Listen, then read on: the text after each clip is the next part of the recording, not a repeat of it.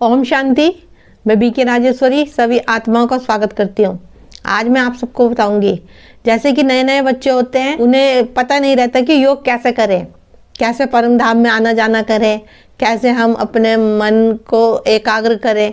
योग करते हैं लेकिन लग नहीं पाता। अब जब पता ही नहीं है कि परम धाम में आना जाना कैसे करें, कैसे सुदर्शन चक्र फिराएं। देखिए, नए नए हैं तो थोड़ी सी दिक्कत तो होती है। जैसे कि स्कूल में जाते हैं तो जल्दी से थोड़ी ना एकदम से सब कुछ आ जाता है, समय लगता है, लेकिन फिर भी स्कूल जाना थोड़ी ना छोड़ देते हैं।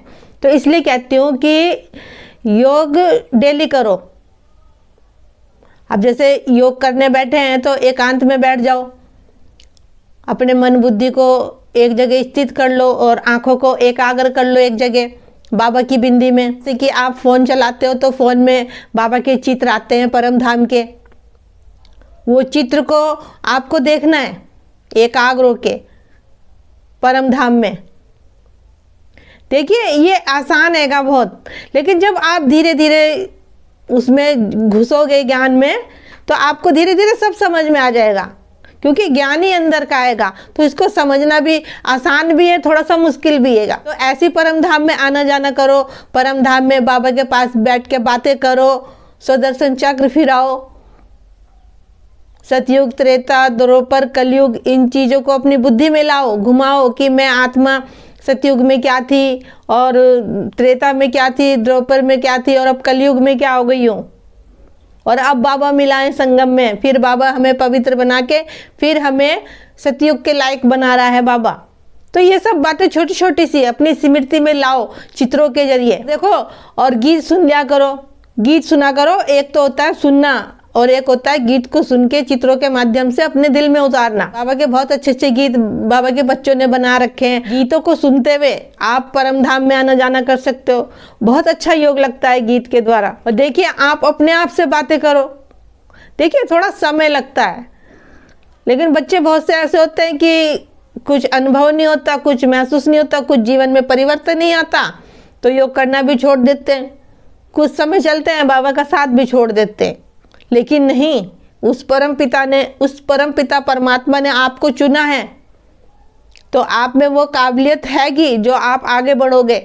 लेकिन हम बाबा का साथ छोड़ देते हैं। लेकिन ऐसा ना करें, सिर्फ आप योग करें और बाबा से प्यार करें, फिर सब कुछ बाबा संभालेगा। हमें दिल से बाबा को प्यार करना है और ज्ञान को हमें समझना हैगा, क्योंकि जब तक ज्ञान को भी तो देखो समझना हैगा। ज्ञान को नहीं समझेंगे तो कैसे आगे बढ़ेंगे। इसलिए बाबा को याद रखना है और ज्ञान को समझना है कि योग आप रोज करें, अपना टाइम बना लें। जिस टाइम भी आप योग करते हो, जैसे सुबह से शाम को टाइम है, तो आपको डेली करना है, उसी समय करना है।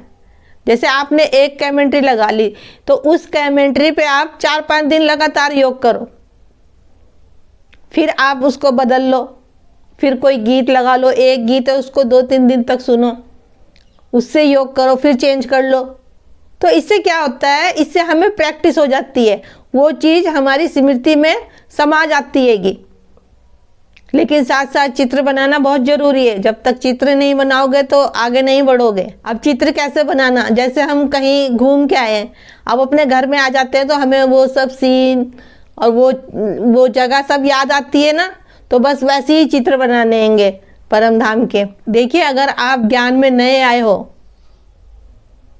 तो ये मत सोचो कि अब कुछ नहीं होने का। अगर योग नहीं लग रहा है, काफ़ी टाइम हो गया है, तो आप सोच रहे हो योग नहीं लग रहा है, कोई जीवन में परिवर्तन नहीं आया है, तो ये भी सोचना गलत हैगा कि वो परम पिता परमात्मा हम आत्माओं का पिता है, वो सत्य ज्ञान हैगा और सत्य परमात्मा हैगा। तो इसलिए परमात्मा पे निश्चय रखिए। हो सकता है कि आप कुछ महसूस ना कर पा रहे हो, लेकिन वो परम पिता परमात्मा तो देख रहा है ना, क्योंकि हम उसके बच्चे हैंगे। इसलिए कहती हूँ कि धैर्य रख के अपना आगे बढ़ते रहो। डेली योग करो, डेली मुरली सुनो और उस परम पिता परमात्मा से आप डेली बातें करो, क्योंकि जितना हम बाबा से बातें करेंगे उतना ही हमारा मन शांत होगा, व्यर्थ की बातों से हम बचेंगे और हम सदा खुश भी रहेंगे। मेरा आज की वीडियो बनाने का यही उद्देश्य था कि बहुत से बच्चे नए नए होते हैं तो वो कंफ्यूज होते हैं कि योग कैसे करें, तो जिस तरीके से बताया उस तरीके से फॉलो करो तो आगे बढ़ो। तो ठीक है, फिर चलती हूँ, कल फिर मिलती हूँ कोई नई वीडियो के साथ। जब तक के लिए ओम शांति, ओम शांति।